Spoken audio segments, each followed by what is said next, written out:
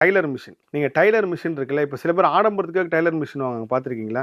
ஏதோ ஒண்ணு வேணா நம்ம போய் தச்சுக்கணும் அப்படின்னு. அப்படி வாங்குறப்போ அத பராமரிக்காம விட்டுருவாங்க. நீங்க அந்த சக்கர சுத்தாம நிக்கும்போது உங்க வாழ்க்கையில ஏதோ ஒரு பெரிய பிரச்சனையோ ஒண்ணு வந்துகிட்டே இருக்கும். தீர்வே ஆவாது.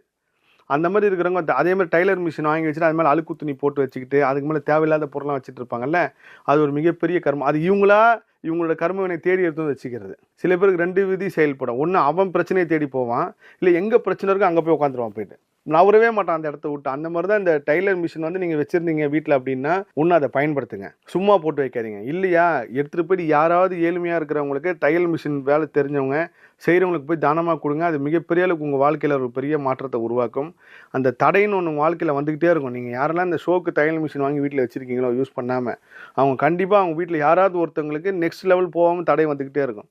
இது நான் ரிசர்ச் கண்டுபிடிச்சி அது ஒரு கிரகத்தோட தொடர்பு இருக்குது. அது சொன்னால் இன்னும் பெரிய அளவுக்கு வந்து அவங்க பயப்படுவாங்க. வேண்டாம்.